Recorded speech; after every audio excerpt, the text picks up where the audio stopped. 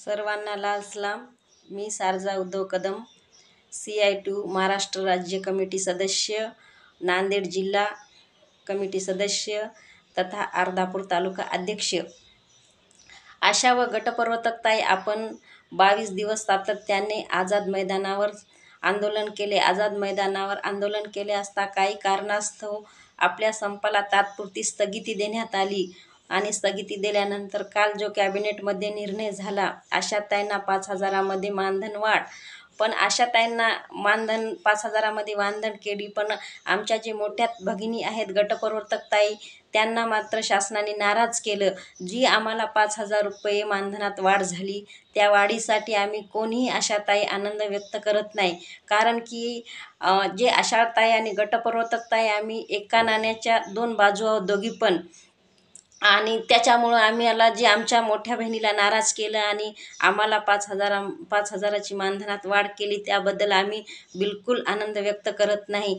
जोपर्यंत गटप्रवर्तकताईचा शासन निर्णय घेणार नाही, तात्काळ त्यांच्या निर्णयाची अंमलबजावणी करणार नाही, तोपर्यंत आम्ही कोणीही या वाढीचा आनंद व्यक्त करणार नाहीत.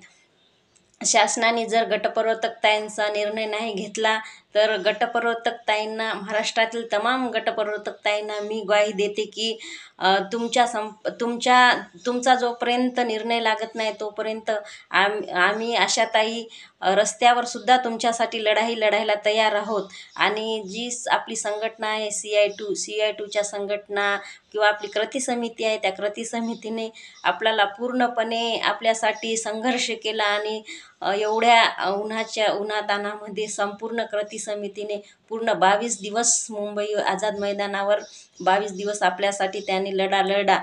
तरी गटप्रवर्तकताईंना मी विनंती करते की कुणी संघटनेबद्दल नाराज होऊ नये आणि जोपर्यंत तुमचा शासन निर्णय लागणार नाही तोपर्यंत आम्ही आशाताईसुद्धा गप्प बसणार नाहीत आणि आपली कृती समितीसुद्धा गप्प बसणार नाही. हे शासन फक्त तोडा आणि फोडा शासन आहे. त्यांनी आपल्यामध्ये फूट पाडायचं काम केलं, पण आपल्यामध्ये फूट पडणार नाही. यांनी असं केलं असलं तरी आपण उलट मजबूत झालेलो आहोत. आपल्याला कळालेलं आहे की या शासनाला फक्त माणसं तोडायची कशी कळतात आणि हे शासन कसं हे आहे ते आपल्याला समजलेलं आहे. त्यामुळं आम्ही कोणीही जी वाढ झाली आहे त्याच्यामध्ये आनंदी नाही. इन्क्लाब जिंदाबाद, CI2 जिंदाबाद.